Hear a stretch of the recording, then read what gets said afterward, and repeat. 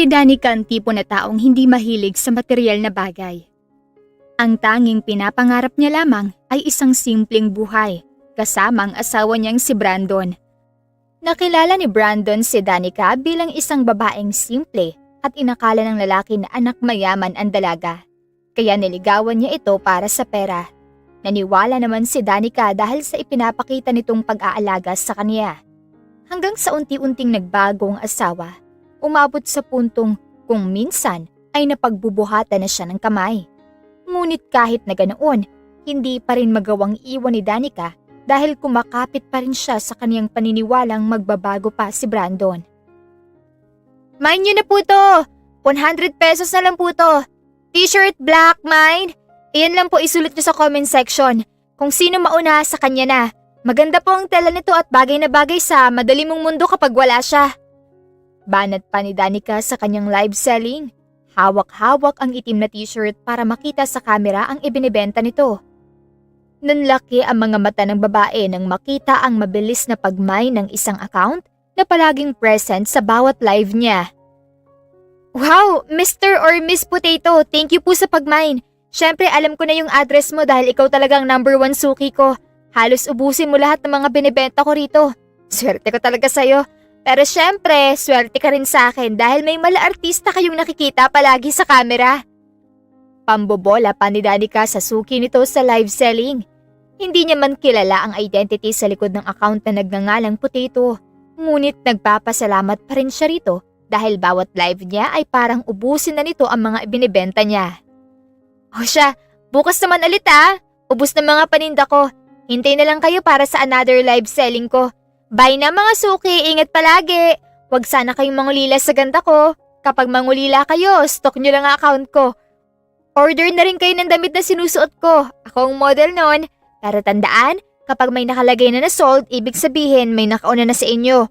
Huwag ipilit ang sarili. Kapag meron huwag nang ipilit. Eme lang mga suki. Bye na! Pagpatay ni Danica sa kanyang live selling, kaagad siyang nagpakawala ng buntong hininga.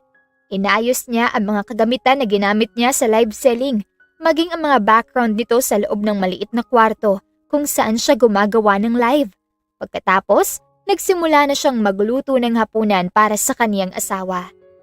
Sumapit ang gabi. Nakatulugan na ni Danica ang paghihintay sa pag-uwi ni Brandon. Nagising na lamang ang babae sa malakas na kalabog ng pinto. Natataranta siyang tumakbo at pinagbuksan ng asawa.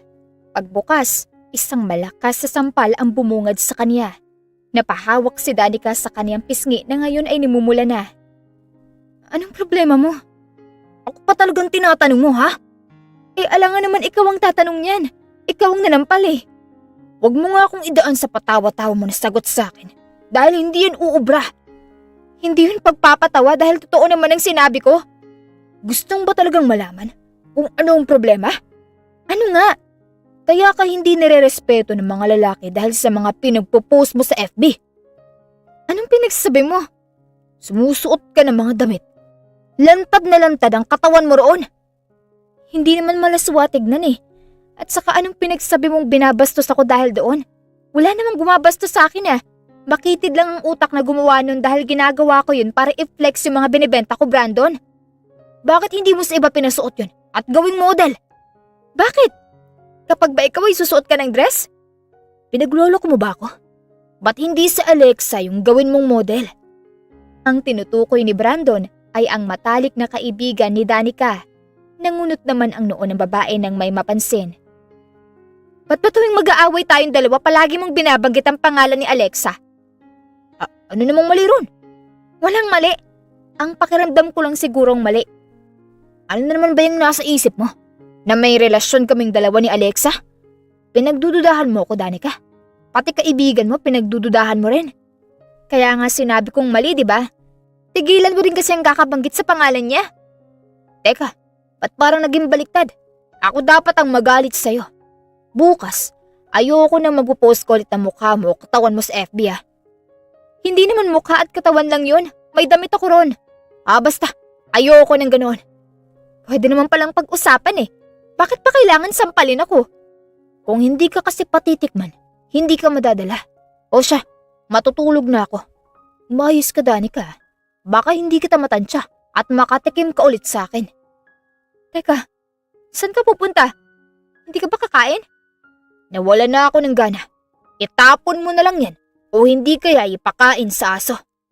Wala tayong aso, Brandon. Eh di ubusin mo. Alam nga namang pilitin mo ko kahit ayaw ko, di ba?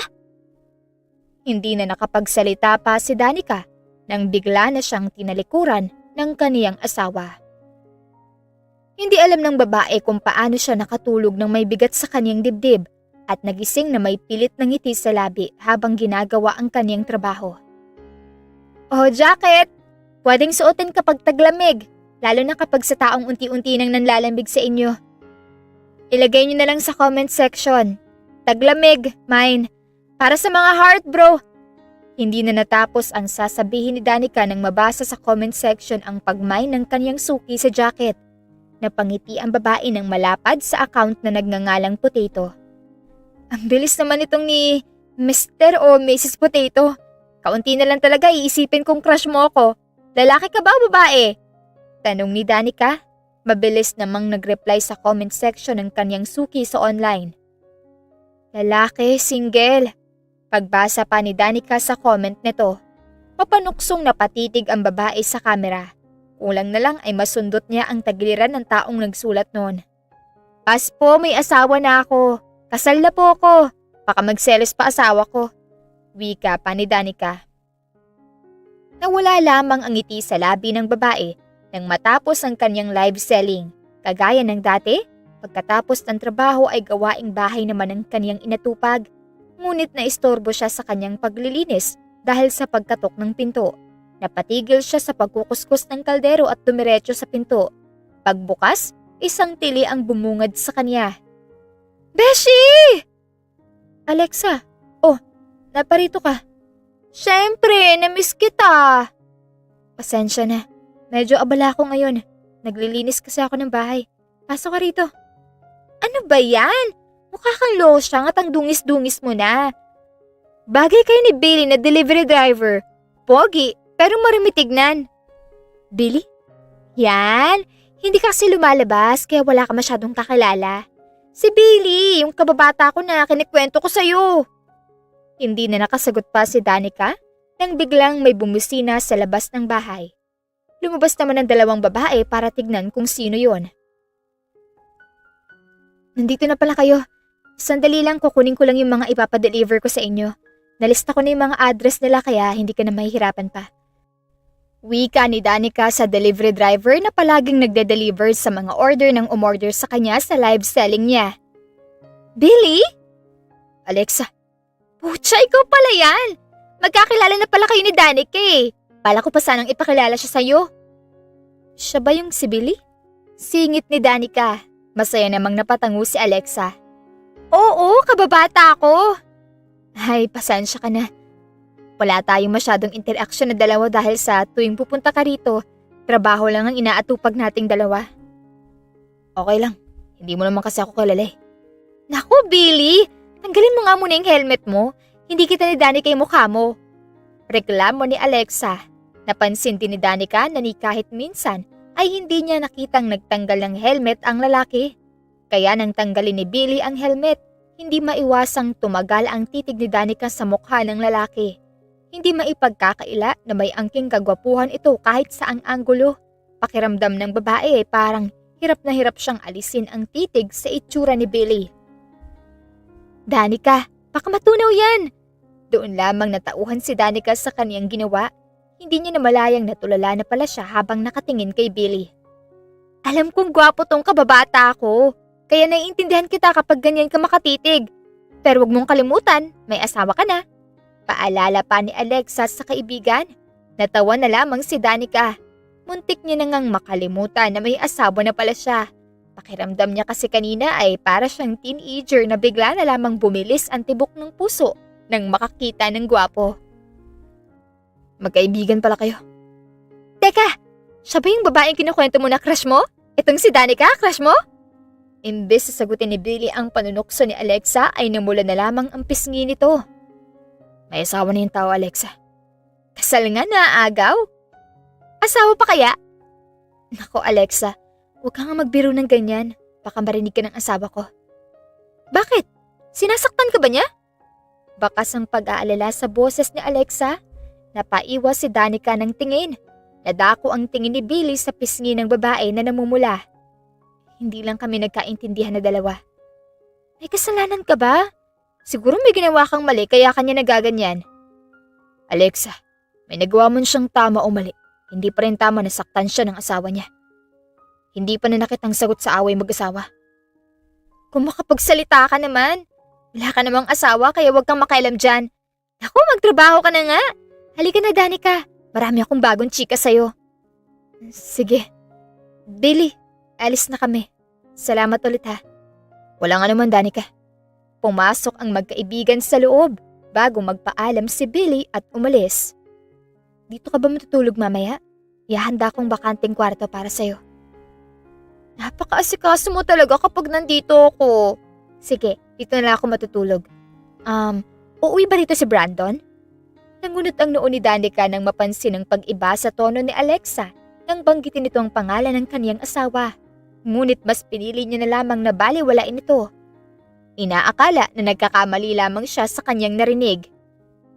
Oo naman, Alexa. Uuwi rito si Brandon. Great! Text mo siya na nandito ako. Ha? Bakit naman? Kailangan niya bang malaman yun? Ha? Hindi naman! Para aware lang siya na may bisita kayo rito sa bahay. Baka kasi magulat siya bigla na may visitor pala siya rito nang wala siyang kaalam-alam. Ganoon ba? Oo nga naman. Sige, text ko na lang siya. Okay, ako magluluto ng makakain natin. Pakisabi na rin sa kanya. Kailangan din ba yan? Hindi naman. Share ko lang naman. Baka isingit mo sa text mo sa kanya.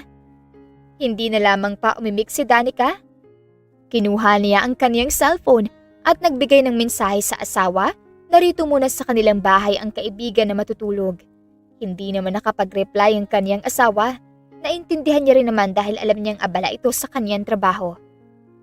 Habang inaasikaso ni Danica ang matutulugan ng kaibigan, abala naman si Alexa sa kusina. Nang matapos ang babae sa ginagawa, kaagad siyang lumabas para tignan ng kaibigan. Nangunot ang noo ni Danica nang mapansin na habang nasa hallway pa lamang siya, ay nakarinig siya ng hagik-hikan mula sa kusina. Alexa, ano nangyayari riyan? Tanong ni Danica nang tuluyan ng makarating sa kusina. Nagulat ang babae nang makita ang asawa na may hawak na tasa ng kape, habang si Alexa naman ay pangiti-ngiti. Kanina ka pa? Tanong ni Danica sa asawa. Binaliwala na lamang ang kakaibang pakiramdam at namumuong adeya sa kaniyang utak.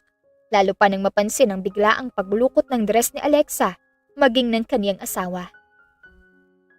Kanina pa, kumatok ako ng pinto pero si Alexa ang bumukas. Inihanda ko kasi ang matutulugan ni Alexa. Napaaga ka yata? Nagtatakang tanong ni Danica. Madalas naman kasing gabi kung umuwi ang asawa. Napansin ng babae ang mahinang pagsinghap ng kaniyang kaibigan. Napaiwas si Brandon ng tingin bago sumagot. Bakit? Anong masama roon? Mali bang mapaaga ng uwi? Pamamahay ko rin naman to ah. Nagtatanong na naman ako, Brandon. Bakit parang galit ka? Sa boses mo kasi parang ayaw mo kung umuwi ng maaga rito eh. Hirap sa'yo. Lahat kasi kine-question mo. Wala namang masama sa tanong ko sa'yo. Mahinahon naman ang pagkakatanong ko sa'yo ah. Anong pinuputok ng butsi mo riyan? Luto na yung niluto ko. Ano ba naman yan? Puro kayo away. Ikaw naman kasi, Danica, umayos ka kasi. Maayos naman. Hindi na natapos ang sasabihin ni Danica nang bigla siyang sampalin ni Brandon. Napasinghap si Alexa sa gulat. Brandon, tama na yan. Kumain na lang tayo. Natigilan si Danica nang makita kung paano hawakan ni Alexa ang braso ng asawa upang pakalmahin ito. Halos matuod ang babae sa kanyang kinatatayuan nang masaksihan kung paano siya iwan ng dalawa nang hilahin ni Alexa si Brandon. Naiwang tulala si Danica sa kusina ng mag-isa. Maya-maya pa ay pumasok si Alexa sa kusina at hinarap si Danica. Kumain na tayo. Okay na si Brandon. Nabigla lang daw siya. Bakit ganon? Anong ganon? Kung titignan ko kayong dalawa ng asawa ko, para kayong may relasyon. Anong pinagsabi mo, Danica? Pinaghihinalaan mo bang ako ang kabit ng asawa mo? Kina-comfort ko lang naman si Brandon. Kung ayaw mo ng ganun, edi sana sinabi mo para umalis na lang ako rito. Hindi naman sa ganun, Alexa. Pasensya na. Napapraning lang yata ako. Danica, wala kang dapat na alalahanin sa akin. Kaibigan mo ako. Diba ako pa nga ang tumutulong sa'yo na hanapin ang pinaghihinalaan mo na kabit ng asawa mo nung naghihinala ka na baka may babae siya o may kinikita? Pati ba naman ako paghihinalaan mo? Pasensya ka na, Alexa. Hindi ko sinasadya. Ayos lang. Naiintindihan kita. Halika na. Tulungan mo ako rito para makakain na tayo. Naghihintay na roon si Brandon sa hapag. Napatango naman si Danica at tinulungan ng kaibigan. Pagkarating sa hapagkainan, inilatag nila ang mga pagkain doon. Nang makaupo ang dalawang babae sa hapag, akmang pagsasandukan na sana ni Danica ng pagkain ng asawa. Ngunit nagulat siya nang inunahan na siya ni Alexa. Nagkatinginan ng dalawa. Kitang-kita sa mga mata ni Alexa na maging siya ay nagulat sa kaniyang ginawa. Napatikim naman si Brandon habang nakatingin sa kanilang dalawa. Pasensya na, Danica. Nasanay lang ako na may pinagsasandukan. Kilala mo si Billy? Ganon kasi ako sa kanya. Okay lang. Ganito ka ba sa mga lalaki? Napasulyap si Danica sa asawa upang tignan ang reaksyon nito. Napansin niyang titig na titig si Brandon kay Alexa. Hinihintay ang sagot nito. Nalipat ang tingin ni Danica sa kaibigan na kasalukuyang nakatingin sa kanyang asawa na para bang may pinag-uusapan ang mga ito gamit ang mga mata lamang. Nako, hindi naman. Bakit bigla mong sinandukan tong si Brandon? Diba malapit sa'yo si Billy? Kaya ganun ka sa kanya? Eh ano naman ang rason mo kung bakit bigla kang gumanyan sa asawa ko? Close ba kayo? Nagkikita ba kayo nang wala akong alam? Danica, ano ba yung pinagsabi mo? Ngayon nga lang pumunta rito ang kaibigan mo tapos gaganyanin mo pa.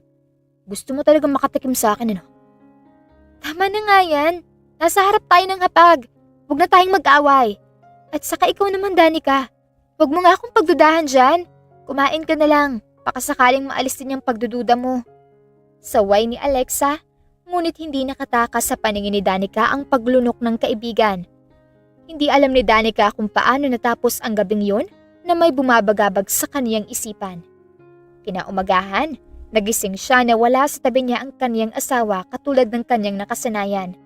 Buong akala niya ay nasa trabaho na ito. Ngunit nang makalabas ng kwarto, narinig niya agad ang hagikhikan mula sa kusina. Nagmamadali siyang pumunta roon. Nadatnan niya si Brandon at Alexa na magkadikit. Nakahawak ang kaniyang asawa sa bewang ng kaibigan. Nang makita siya ng dalawa, ay natatarantang na paayos sila bigla. Gising ka na pala. Sinala ko lang si Alexa. Muntik na kasing madulas eh. Akala ko nasa trabaho ka na. Nag-day off ako ngayon. Sumakit bigla ang ulo ko eh. Talaga? Eh dati naman kapag masakit ang ulo mo, pinipilit mo pa rin magtrabaho ah. Sobrang sakit ba?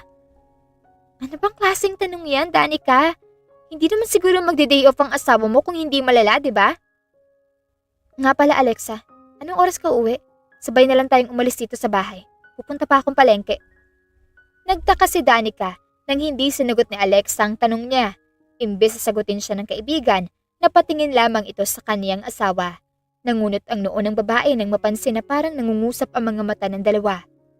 Napatikim bigla si Brandon, dahilan para malipat ang atensyon ni Danica sa asawa. Nag-usap kami kanina. Nag-away sila ng mga magulang niya. Nakisuyo siya sa akin na kung pwede, dito muna siya tumira pansamantala sa bahay natin. Nagulat si Danica sa narinig, kaya napalingon siya sa kaniyang kaibigan na ngayon ay nakayuko na. Totoo ba yan, Alexa? Nag-away kayo ng mga magulang mo? Eh ba't hindi ka nagpaalam sa akin kahapon? Nahihiya kasi ako.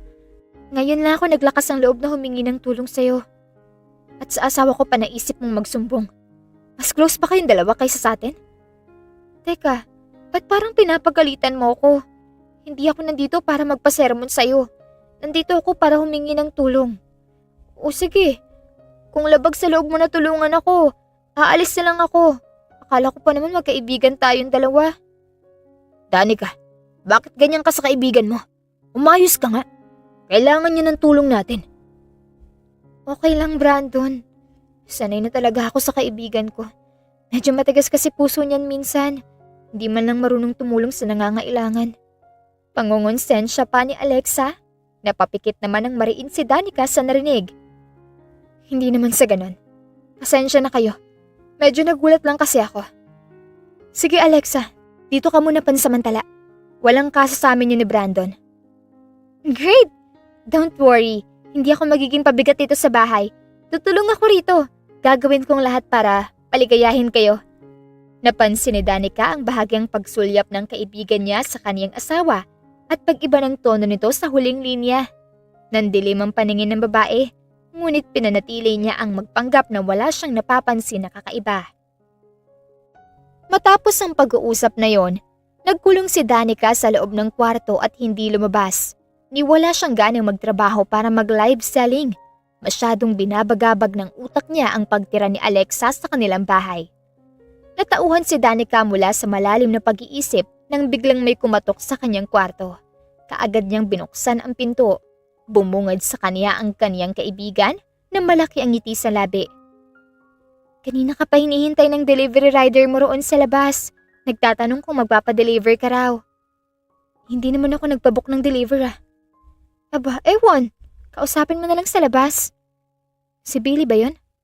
Oo, ayokong humarap sa kanya. Mukhang galit sa akin eh. Suplado rin. Ayaw akong pansinin. Bakit? Ewan, kausapin mo na lang siya. Magluluto pa ako. Paglulutuan ko si Brandon. Kayo. Ako na magluluto. Magpahinga ka na muna sa kwarto mo. Mukhang kanina ka pa naglilinis eh.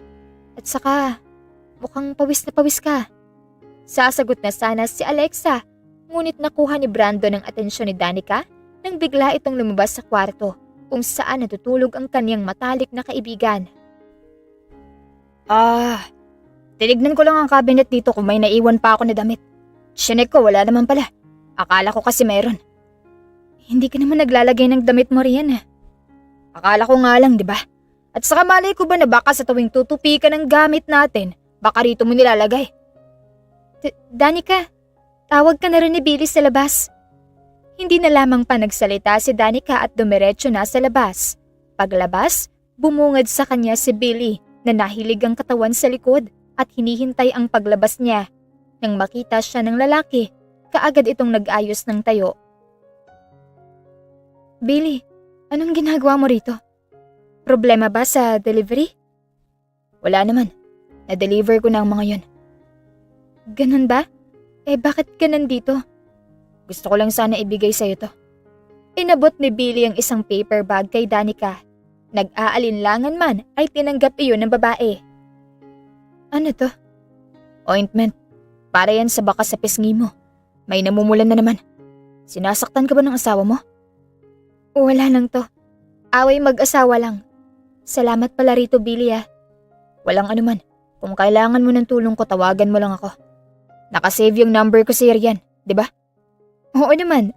Delivery rider kita eh. I can also help you with anything, Danica. Just call me. Siya nga pala. Hindi kaya yata nag-live selling ngayon ah. Medyo masama lang ang pakiramdam ko. May sakit ka ba? Gusto mong bilhan kita ng gamot? Naku, wag na. Okay na ako ngayon. Huwag ka mag-alala. Salamat ulit, Billy. Teka, Danica. Hindi ka ba nagtataka? Nagtataka saan? Na tumira rito si Alexa sa inyo. Kaibigan ko si Alexa. Pero hindi ako panatag ngayon sa rason niya kung bakit siya nandito. At mas piniling tumira rito. Narinig ko kasing hinahanap siya ng mga magulang niya at nakisuyo sa akin na pwedeng pilitin si Alexa na pabalikin sa kanila. Ayaw ni Alexa na sumama sa akin. Pakiramdam ko, may mas malalim pa siyang rason kung bakit ayaw niya. Kung ano man yon, mahanap ko rin ang rason na iyon, Billy. Huwag ka mag-alala, maging ako yung nagdududa rin. Anong plano mo? Hayaan muna siya. Mahuhuli ko rin naman siya. Isang bahay lang kami. Kailangan mo ba ng tulong? Hindi na, Billy. Kaya ko na to. Salamat nga pala. Sigurado ka ba? Basta kapag kailangan mo ng tulong ko, tawagan mo lang ako. Handa akong tulungan ka. Napapangiti at napatango naman si Danica. Ilang sandaling napatulala ang babae sa kanyang kinatatayuan nang makaalis na si Billy sa kaniyang paningin. Napabugas siya ng malalim na buntong hininga bago pumasok sa loob ng bahay nila. Aalis muna ako. Bakit? Saan ka pupunta? Tanong ni Brandon habang nagsisimula na silang kumain na tatlo. Mamamalengke. Gusto mong sumama, Alexa? Napalingon si Danica sa kaibigan. Nahuli niya ang pagkagat ng labi ng kaibigan habang nakatitig nang may pangaakit sa asawa niya. Napansin niya rin ang paggalaw ng kung ano mula sa paanan ng dalawa. Ha? Ako? Hindi na, Danica. Maglilinis ako rito, ikaw na lang.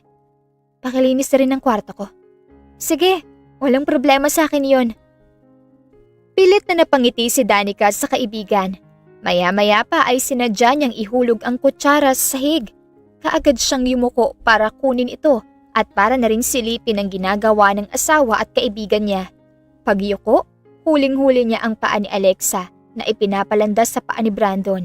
Ngunit kaagad ding bumalik ito sa tamang posisyon nang mapayuko siya. Nang kunin ni Danica ang kutsara, bumalik siya sa pagkain at nagkunwaring walang nakita. Tahimik lamang si Danica na kumakain, samantalang ang mga kasamahan niya sa hapag ay nag-uusap. Kung titignan ay parang normal lamang na nakikipag-usap ang dalawa, ngunit pansin na pansin ni Danica ang kakaibang tinginan ng dalawa hanggang sa matapos ang pagkain. Nanatiling walang imik ang babae, ngunit hindi pinapahalata ang kaniyang pagdududa. Aalis na muna ako. Maiwan ko muna kayo rito ang dalawa. Mamamalengke lang ako. Paalam ni Danica sa dalawa. Sige, mag-ingat ka. Napalingon si Danica sa asawa. Ngunit abala lamang si Brandon sa panonood ng kung ano sa TV. Ni hindi siya nito nalingon, bagamat narinig naman nito ang paalam ni Danica. Napabuntong hininga na lamang ang babae at napagdesisyon na lumabas na. Umara si Danica ng tricycle, samantala ay si Alexa naman, nasa labas, tinitignan ang pag-alis niya. Habang nasa loob ng tricycle si Danica, hindi mawala sa isip niya ang lahat ng mga nasaksihan. Dito lang po tayo, Manong. Po, ma'am? Kakasakay mo lang po. Wala pa nga tayo sa palengke na sinasabi mo. May nakalimutan po kasi ako. Babalikan ba natin sa bahay niyo po? Manong, pwede ba muna tayong tumigil dito sa gilid ng 30 minutes? Tignan ko lang kung naiwan ko ba talaga rito o hindi. Palusot pa ni Danica. Ngunit ang totoo niyan ay binibigyan niya lang ng oras ang asawa at kaibigan niya na magkaroon ng oras ang dalawa at doon na siya susugod para mahuli sa akto.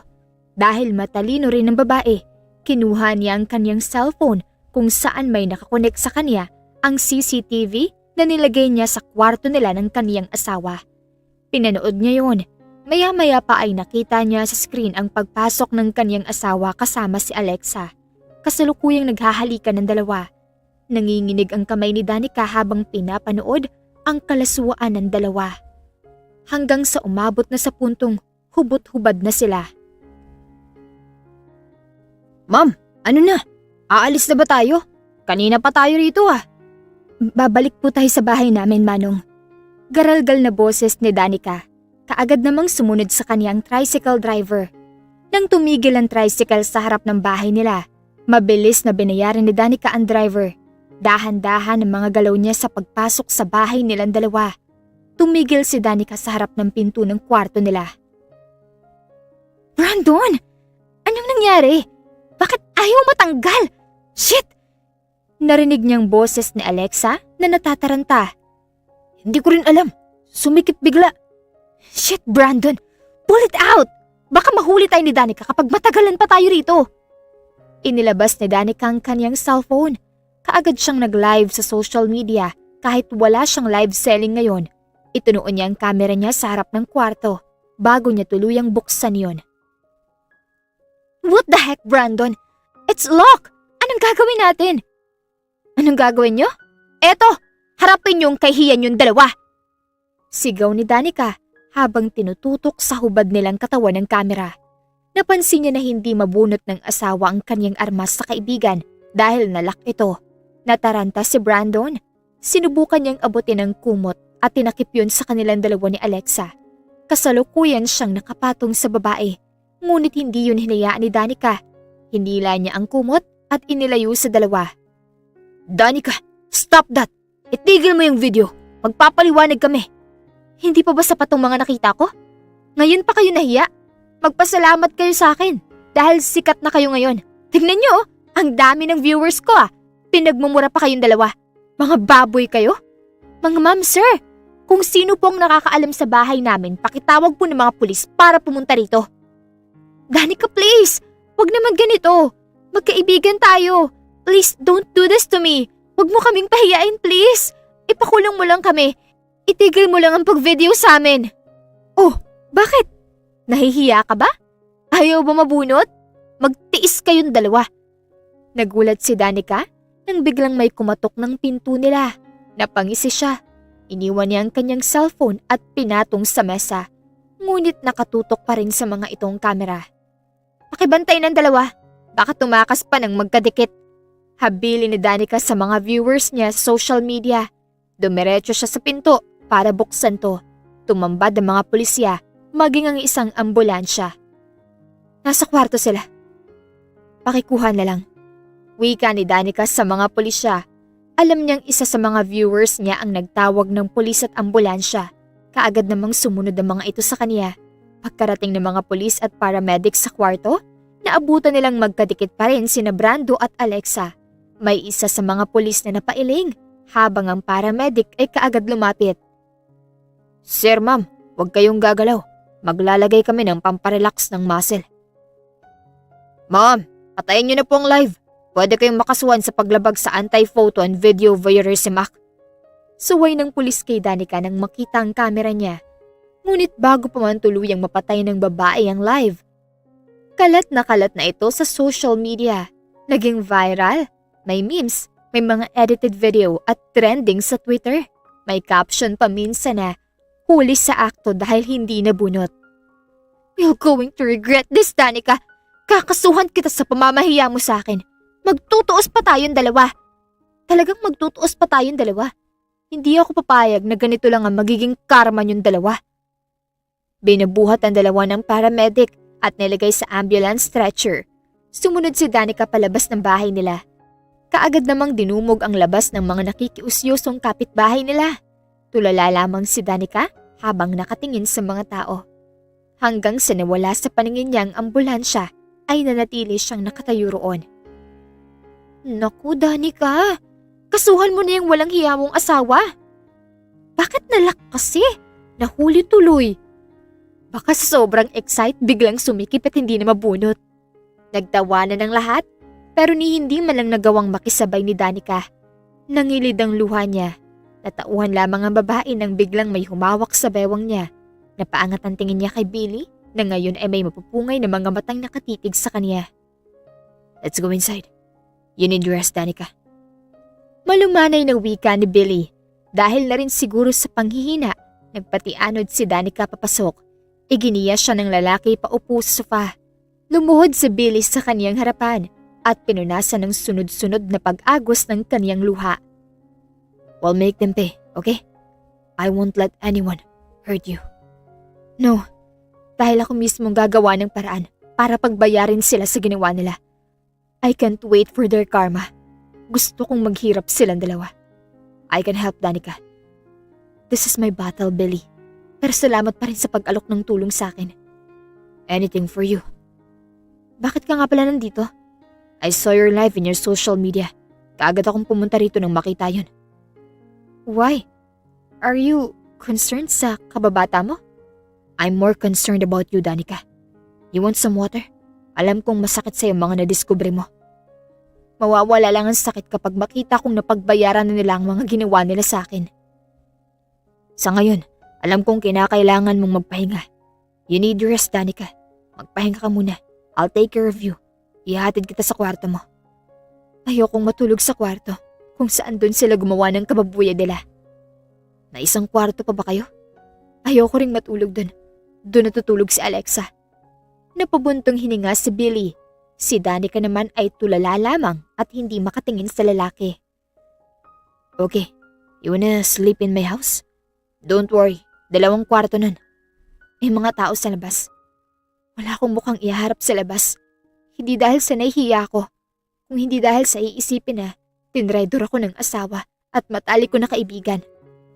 You don't have a choice but to sleep here in your sofa. Kukuha lang ako ng unan mo. Magsasalita pa sana si Danica, ngunit umalis na bigla si Billy para kunin ang mga unan at kumot para sa babae. Pagbalik, bitbit na nga nito. Inalalayan niya si Danica na mahiga dahil na rin sa pagod at kawalan ng gana ay nagpatianod ang babae kay Billy. Hindi niya namalayang nakatulog na pala siya sa dami ng iniisip, habang si Billy naman ay buong araw na nakatitig lamang sa kanya. I won't let anyone hurt you again. Gagawin ko ang lahat para hindi ka nila saktan. I'll do everything for you. Hindi na kita papakawalan ngayon. Tutulungan kitang ihilom ang mga sugat mo. Bulong ni Billy habang nakatitig kay Danica. Bago tuluyang umalis ang lalaki, ipinagluto niya ang babae at nilinis ang bahay nito. Kinaumagahan, nanginginig man sa galit ay mas pinili ni Danica na harapin ang 2 taong kinamumuhian niya. Laking gulat ni Danica na may naghihintay ng abogado ng 2 para depensahan sila. The audacity. Ang kapal naman ng mukha ninyo. Nauna pa kayo nagtawag ng abogado at magbalak na magsampa ng kaso kaysa sa akin? Pinahiya mo kami, and what you did was a crime. Bakit? Hindi rin ba krimen ang ginawa nyo?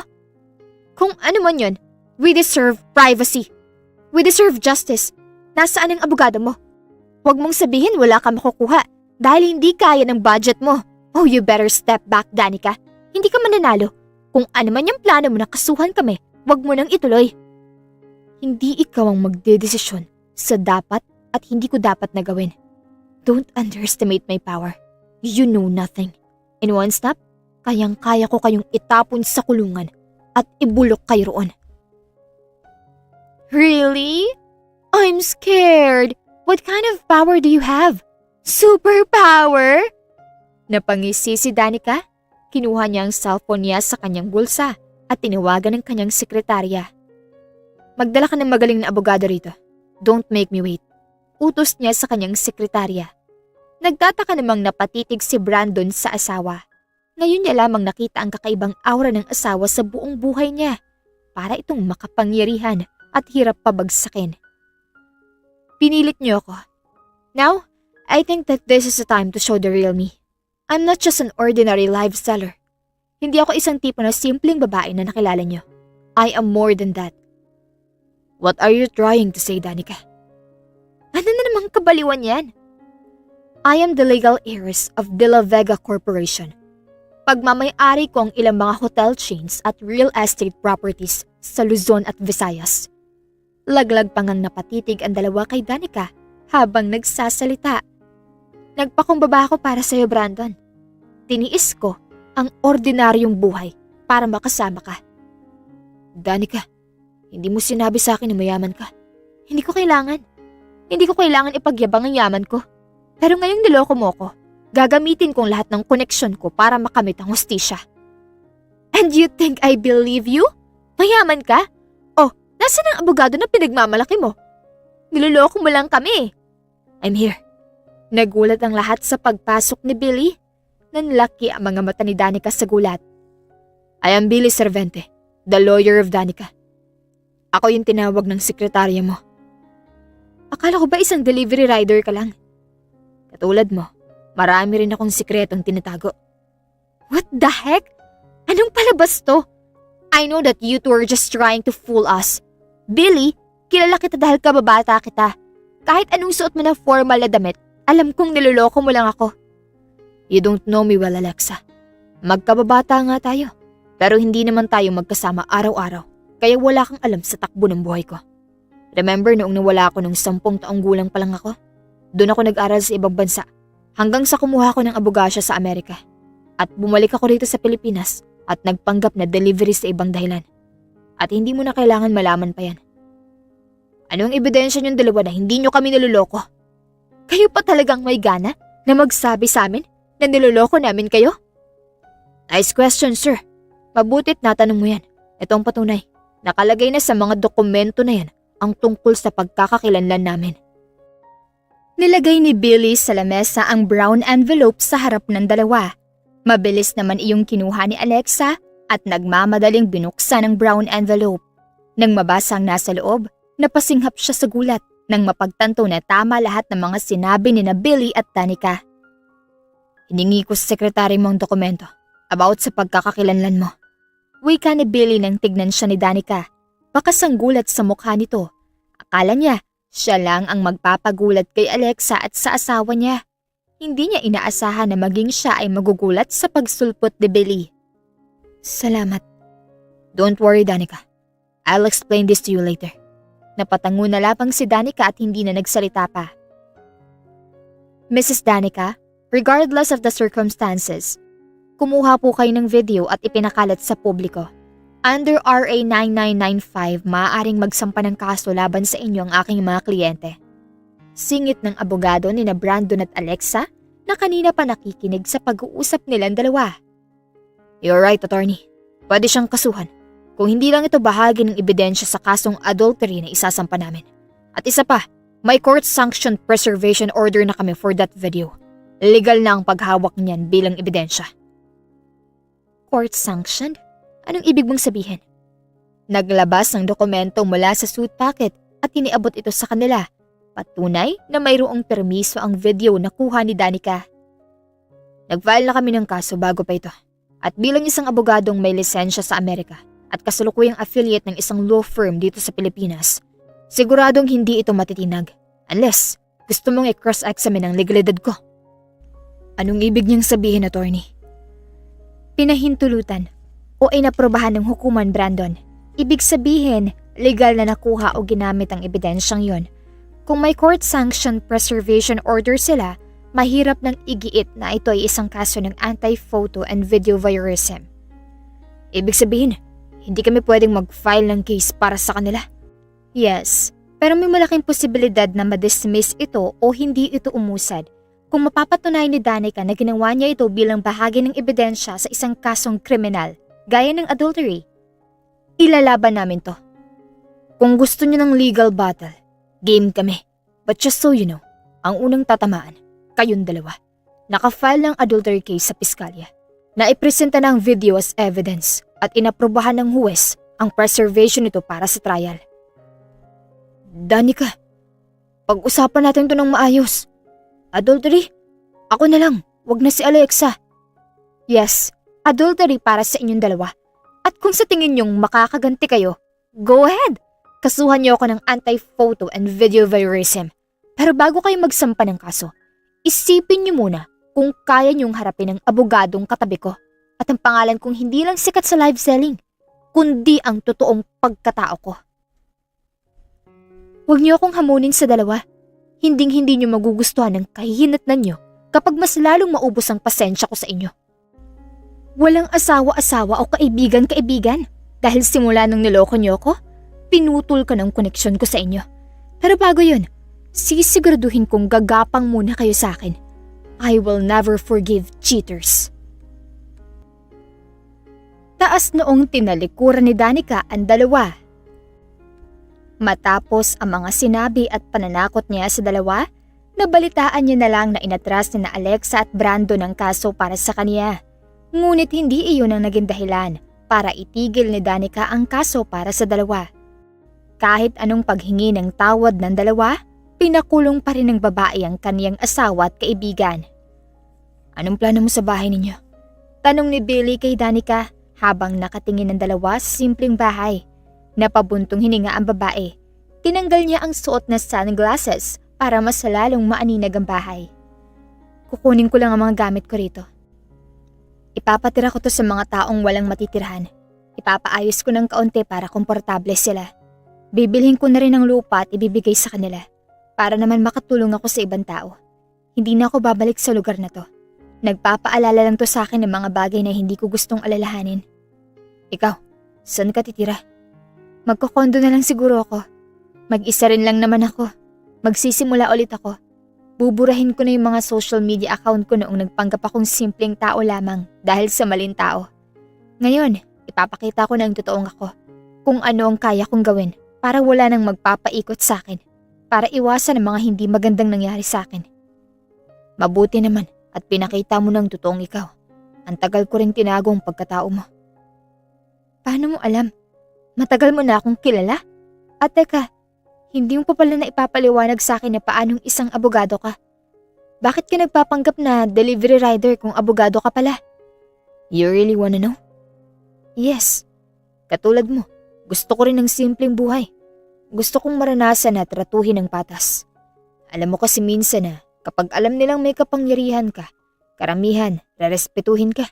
Minsan ang hirap ng i-guess kung sino ang totoo o hindi.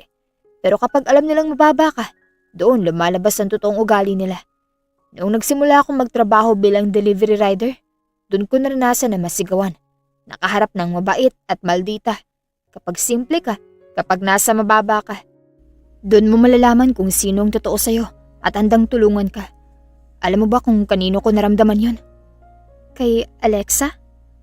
Oo, siya lang ang nasa tabi ko nung nasa mababang parte ako ng buhay ko. Pero kahit kababata ko siya, alam kong kailangan niyang harapin ang kasalanan niya. Hindi ka ba nagsisisi na ako ang mas pinili mong tulungan kaysa sa kanya? Hindi, dahil sa huli, ang tama ay tama at ang mali ay kailangan itama. Hindi ko pinili kung sinong mas malapit sa puso ko. Pinili ko kung anong mas makatarungan. Hindi lang ito tungkol sa relasyon, Danica. Ito'y tungkol sa hustisya. Sa pagkakataong to, ikaw ang nasa tama. At kahit kailan, hindi ako lalaban para sa mali. Kahit pa kaibigan ko pa yun mula pagkabata. Ang batas ay hindi para sa may koneksyon o kapangyarihan lang. Dapat ito ay para sa lahat. Kaya kung ang pagtulong ko sa iyo ay naging dahilan para makita mong halaga mo ulit at para tumayo sa sarili mong paa, then I have no regrets. Justice is not always about who wins in court. Sometimes, it's about who dares to stand up for what's right, even if it hurts. Marami namang ibang abogado na pwedeng tumulong sa akin, Billy. Bakit ikaw pang tumulong? Alam mo namang masasaktan ka. Mas masasaktan ako kapag hindi kita mapapanindigan, Danica. What do you mean? May isa pa akong rason kung bakit ako nandito. Sa ngayon, hindi ko pa handang sabihin yun. May tamang panahon para riyan. Ayokong biglain ka lalo pa't sariwa pa sa isipan mo ang hindi magandang pangyayari sa'yo. Involved ba ako riyan?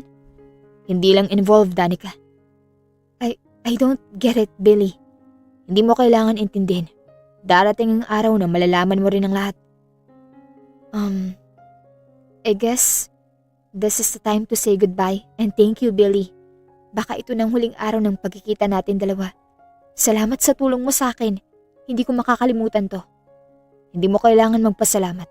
It's my responsibility to give justice to those people who experience abuse and betrayal. Kahit na, Billy, malaking tulong ang naibigay mo sa akin. Hindi ko nga alam na nakapag-file ka na pala ng adultery sa kanila. Hindi ko rin alam na nakausap mo ng judge tungkol sa paglegal ng video na kinuha ko sa kanila. You saved me. Hindi ako magsasawang tulungan ka, Danica. Makahulugang wika pa ni Billy. Napangiti ang babae. Wala sariling napayakap siya sa abogado. Agad namang gumanti ng yakap sa kanya si Billy. Sa marahang paghaplos ng lalaki sa kaniyang likod, lihim na napasinghap si Danica. Hindi niya alam kung bakit sa mga oras na ito, biglang bumilis ang tibok ng kaniyang puso.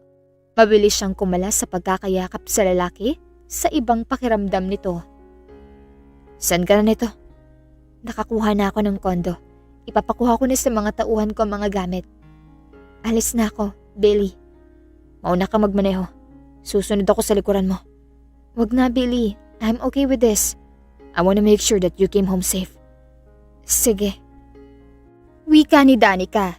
Sumakay ang babae sa kanyang sariling kotse at nagsimula ng magmaneho. Napalingon ng babae mula sa kanyang rear mirror upang silipin ang kotse ni Billy na nakasunod sa kanyang likuran. Hindi niya inaasahan ang pagguhit ng ngiti sa kanyang labi na ikagat niya ang kanyang ibabang labi upang pigilan ang pagngiti.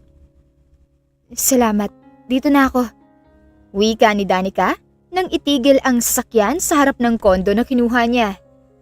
Bakit hindi ka nalang bumili ng bahay at lupa? Wala pa akong plano sa ganyan.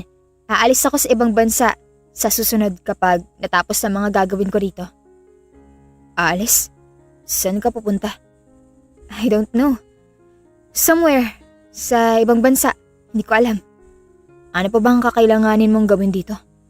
May kailangan tapusin sa kumpanya. Hindi ko kayang iwan yun na ganun-ganun na lang. Pagpapahingahin ko muna ang sekretarya ko. Masyado na siyang maraming naitulong sa akin eh. Bahagyang natawa pa si Danica nang sabihin niya yon. Ganun ba? Kailangan mo ba ng tulong? Baka makatulong ako.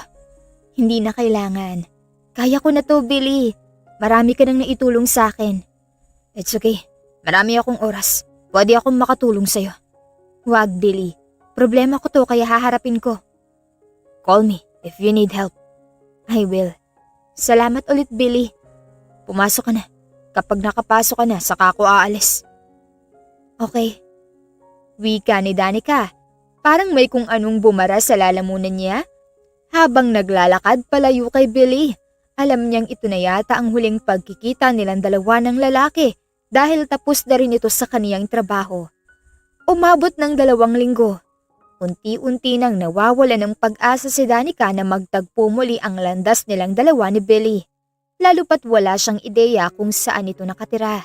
Itinuon niya na lamang ang kaniyang buong atensyon sa trabaho niya sa kumpanya para mapabilis ang pagpunta niya sa ibang bansa at doon magsimula ng panibagong yugto ng kaniyang buhay. Kung minsan ay nakakatanggap ng mensahe si Danica kay Billy. Puro pangangamusta ang conversation nila hanggang sa bigla na lang tumigil ang dalawa sa pag-text sa isa't isa. Ma'am, may nagpadala po sa'yo nito. Wika ng sekretary ni Danica habang nasa loob siya ng opisina. Hawak-hawak ng kaniyang sekretarya ang bulaklak at bakas ang kilig sa mukha nito. Ha? Sino? Ayaw po pa sabi eh. Pero in fairness, ang gwapo. Manliligaw mo ba yun, ma'am? Walang may nanliligaw sa akin. Bakit parang kilalang kilala ka niya? At may pabulaklak pa itong si Sir? Baka secret admirer mo, ma'am. Sa bagay, sino ba naman ang hindi magkakagusto sa ganyan kagandang mukha mo? Bagay po kayo nitong nagbigay ng bulaklak. Patingin nga niyan. Nagmamadali namang inabot ng kanyang sekretarya ang bulaklak. Nang matanggap yun ni Danica, napansin niya ang papel at may nakasulat doon. I miss you, Billy. Pagbasa ng kanyang sekretarya sa sulat, hindi napansin ni Danica na nasa likod niya na pala ito at nakikibasa rin. Namiss ka na raw, ma'am? Ginuhos mo ba siya?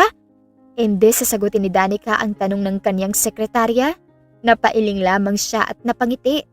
Hindi niya inaasahan na magpapadala si Billy ng bulaklak, maging sulat para rito. Magtrabaho ka na nga lang. Ngingiti-ngiting utos si Danica sa kanyang sekretarya. Dahil sa nangyari, buong araw na tinukso si Danica ng kanyang sekretarya. Hindi rin alam ng babae kung bakit imbes na mainis pa ay mas lalong lumalapad ang ngiti niya kapag si Billy ang pinag-uusapan. Nang makauwi ng bahay si Danica, hindi pa rin mawala sa isip niya ang lalaki. Panay ang titig niya sa bulaklak na bigay sa kanya ni Billy. Nang makaramdam siya ng gutom, dahil tamad na ring magluto, ay naisipan niyang mag-order sa Food Panda ng pagkain. Makalipas ang ilang minuto, biglang may nag-doorbell. Kaagad na nagtungo si Danica sa pinto upang pagbuksan yon. Iniisip na dumating na ang Grab na pinag-orderan niya ng pagkain. Pagbukas ng pinto, nagulat siya nang bumungad sa kanya si Billy na naka-Grab na uniforme. Hawak sa kabila ang helmet at sa isang kamay naman ay ang pagkain na kaniyang binili. Order mo po, ma'am. Wika pa ni Billy sabay kindat. Napaawang ang labi ni Danica. Mga ilang linggo pa nga lang silang hindi nagkita ng lalaki ay pakiramdam niya parang mas gumwapo ito sa kaniyang paningin. Anong ginagawa mo rito? Bakit ikaw ang… Sideline ko to. Nakita ko na. Sideline? Coincidence ba na ikaw ang nakatoka na mag-deliver nito? Hindi. Sinadya ko na ako. Nakita kong pangalan mo kaya nakisuyo ako na ako na lang ang magdadala nito sa'yo. Ikaw yung last na pagde-deliveran ko ngayon. Ganun ba? Gusto mo bang pumasok? Pwede ba? Nauuhaw ako eh. Walang problema. Pasok ka rito. Malapad na pinaawang ni Danica ang pinto upang makapasok si Billy. Inilibot ng lalaki ang kaniyang paningin sa kabuuan ng kondo ng babae. Kumain ka na ba? Dito ka na rin kumain. Sobrang in-order ko riyan. Tamang-tama, gutom na ako. Sabay na tayong kumain. Mabuti pa nga, ihahanda ko lang ang lamesa. Pasensya ka na. Hindi kita nakausap ng maayos sa text at nakipagkita sa'yo. Busy ako sa trabaho ko. Ngayon lang ako nagkaroon ng oras sa'yo. Don't worry, I'll make it up. Napalingon si Danica kay Billy. Hindi niya alam kung bakit biglang bumilis ang tibok ng puso niya sa huling sinabi ni Billy. Ayos lang, Billy. Wala ka namang obligasyon na maglaan ng oras para sa akin. Napaiwas ng tingin si Billy Naikagat niya ang ibabang labi niya. Napansin ni Danica na parang may gusto itong sabihin sa kanya na hindi niya masabi rito. Nagustuhan mo ba yung bulaklak na pinadala ko sa'yo? Yun ba? Oo naman. Salamat doon Hayaan mo, papadalahan kita araw-araw. Hindi na kailangan, Billy. I want it, Danica. What's your plan, Billy? Alam kong hindi ka mag-effort ng ganito kung wala kang balak sa akin. I don't want to assume or overthink. Kaya diretsuhin mo na ako sa kung anong gusto mo o kung ano man ang balak mo. Kung ano man ang ipinapahiwatig ng mga ginagawa mo. I like you, Danica. Since the first day I saw you, I tried to divert to someone else before when I found out that you already had a husband. But it's hard. I can't. What do you mean? Nagkita na ba tayo noon? Yes, 10 years ago. Nag-aaral pa tayo nun. Unang kita ko sa'yo noong nasa labas ka ng restaurant naglalakad. Nandun ako sa loob ng restaurant. Nakita sa labas na hinintuan ng homeless na matandang lalaki at binigyan mo ng pagkain. Ikalawang kita ko sa'yo ay noong nakita kitang tinulungan ng matanda na tumawid. I stalk you. Napag-alaman ko na hindi ka handa na magka-boyfriend at hindi ka mahilig mag-entertain ng lalaki. Kaya nangako ko sarili ko na mag-aaral ako at mag-aabogado para may maipagmalaki ako kapag nagkita tayo. Pero nung nakapagtapos na ako ng abogasya, napag-alaman ko na lumuwas ka na ng Pilipinas. Susundan sana kita roon pero ayoko ma-pressure ka bigla kaya nag-ipon ako. Sumunod ako sa'yo sa Pilipinas ng 3 taon. Pero nung naipon ko ng lakas ng loob ko, nasabihin sa yung nararamdaman ko, napag-alaman kong may asawa ka na. Nawalan ako ng pag-asa, kaya sinubukan kong kalimutan ka. Nagulat pa nga ako kung bakit biglang naging simple ang buhay mo. Iniisip ko na siguro, ganoon mo kamahal ang ex-husband mo. Pero nung nakita kita sa social media na nagla-live selling, nakangiti, masayang nagsasalita sa screen, naisip kong gumawa ng misteryosong account at bilhin ang mga binibenta mo kahit hindi ko naman ginagamit talaga. Bahagyang natawa si Billy habang kinukwento yon. Napaawang naman ang labi ni Danica sa gulat nang may mapagtanto. Ikaw yung suki ko? Ako nga. Hindi rin coincidence na ako ang delivery rider mo dahil nasa plano ko yon. Pero hindi mo ako pinapansin. Napapansin ko yung mga galos at sugat mo sa katawan. Gusto kitang tulungan sa pagmamalupit ng asawa mo pero alam kong wala akong karapatan na makisali sa relasyon yung dalawa. Napansin mo lang ako nung nakita ko ni Alexa. Habang tumatagal, I realized that I am madly in love with you. Kahit pa na alam kong may asawa ka. Gusto kitang agawin. Pero mas pinili ko na lang na tignan ka sa malayo. Hangaan ka sa malayo. Bantayan ka sa malayo. Ngayon, gusto kong malapit na ako. Iba palang pakiramdam kapag malapit na sa'yo. Aalis din ako, Billy. Alam mo yan, di ba? Aalis ako kapag matapos ko na mga gagawin ko rito sa Pilipinas. Pwede ka naman dito magsimula. Kasama ko. Buo na ang desisyon ko, Billy. Pwede mo ba akong bigyan ng oras? Baka biglang magbagong isip mo. Anong ibig mong sabihin? Pwede ba kitang ligawan? Billy, okay lang kahit hindi ka handa ngayon. Hayaan mo lang akong iparamdam sa'yo na seryoso ako at ibang-iba ako sa asawa mo, Danica. Hindi alam ni Danica kung paano natapos ang gabing yun na mayroong bigat at saya sa kaniyang puso. Buong araw siyang hindi nakatulog ng gabing yun dahil masyadong binabagabag ng utak niya ang lahat ng mga sinabi ni Billy. Ma'am, nagpadala ulit si Mr. Pogi ng bulaklak sa'yo. Napangiti si Danica at tinanggap yun. Ganito palagi ang takbo ng buhay niya. Hindi niya inaasahan na sa 6 na buwan ay palaging nagpapadala si Billy ng bulaklak sa kanya at walang mintis yun kahit isang araw. Nagluto ko ng dinner natin para mamaya. Alam ko kasing o-order ka na naman ng unhealthy. Billy, pagbasa ng sekretarya ni Danica sa sulat na nakadikit sa bulaklak. Napairap ang babae sa kaniyang sekretarya. Nasasanay na siya sa pagiging ososyera nito. Nox! Ang lakas mo ka husband material ni sir. Kailan mo ba siya sasagutin, ma'am? Love can wait. Iyan lagi yung sagot mo sa akin. Abay lampas na sa kalendaryong edad mo, ma'am. Baka pati pechay mo lanta na rin dyan. Yung bibig mo talaga walang preno. Totoo naman, mama. Siya nga pala, paano si sir kung aalis ka na? 'Di ba? 4 na buwan na lang, luluwas ka na ng ibang bansa at doon natitira? Naikagat ni Danica ang kanyang ibabang labi sa tanong ng kanyang sekretarya. Parang may kung anong matalim na bagay ang tumusok sa kanyang dibdib habang tinitignan ang isang tiket na hawak-hawak niya. Hindi ko rin alam. Sigurado ka bang ayaw mong ipaalam to sa kanya?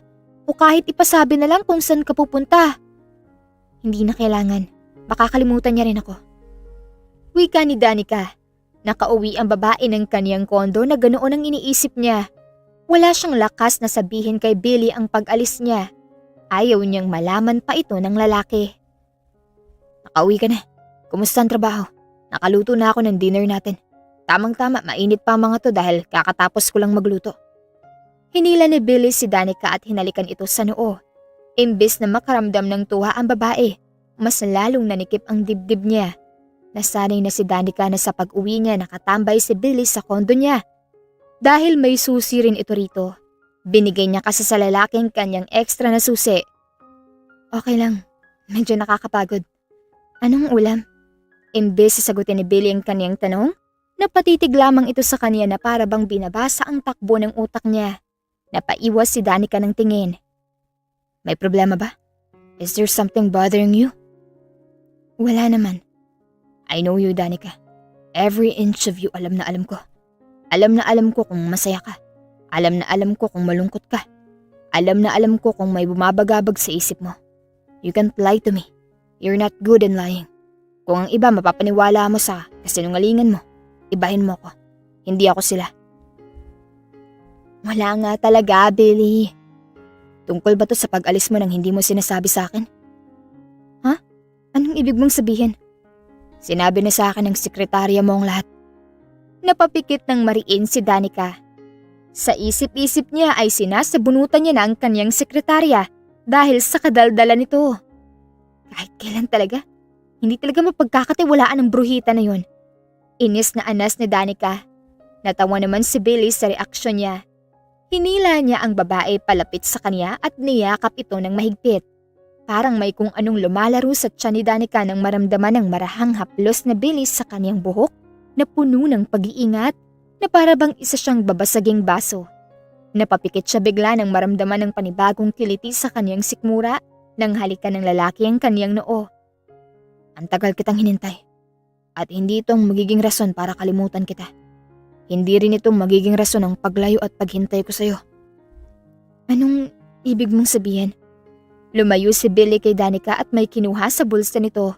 Nanlaki ang mga mata ng babae nang makita ang tiket na ipinakita ng lalaki sa kanya. Susunod ako sa'yo. Hindi ka makakatakas sa akin. Paano ang trabaho mo rito? Ang pamilya mo? Ang buhay mo rito sa Pilipinas? You don't have to do this, Billy. You're my everything, Danica. Hindi ko sasayangin ng oras na magkalapit sa'yo. Ayokong lumayo ulit sa'yo. Kaya hayaan mo akong sumama sa'yo kahit saan ka magpunta. Susunod ako sa'yo at maghihintay kung kailan mo handang buksan ang puso mo. Mahal na rin kita, Billy. Pero ayokong matali ka. Pero gusto kong matali sa'yo. Gusto kong kontrolin mo ko. Magmukhang aso man ako na buntot ng buntot sa'yo. Wala akong pakialam. Ang mapasakin ka at ang mahalin mo ko ay ang mas mahalaga para sa akin. Mapapagod ka lang. Danica, ilang taon kitang hinintay. Ilang taon kong tiniis sa tignan ka kasama ang asawa mo. Ilang buwan kong hinintay na hayaan mo akong ligawan ka. Ngayon pa ba akong mapapagod? Hindi ako mapapagod sa'yo, Danica. Just tell me you love me. Please. Nasabi ko na, Billy. I want to hear it again, baby. I love you, Billy. Isang marahang halik sa labi ang iginawad ni Billy kay Danica. At sa mga oras na yon ay walang inisip ang dalawa kung hindi ang parehong magpasalamat sa Panginoon sa pagbigay ng daan upang magkalapit silang muli. Hindi nila inaasahan na dumating ang araw na pareho silang tumakas sa magulong mundo at nagtungo sa ibang bansa para roon magsimula ng panibagong yugto ng buhay nila. Kasama ang isa't isa. Maraming salamat po sa inyong pakikinig. Kung nagustuhan niyo ang kwento, please leave a like, comment, share, and subscribe to my YouTube channel. This is Miss Hanalet here in Kuya Augustine Stories. Hanggang sa muli, paalam!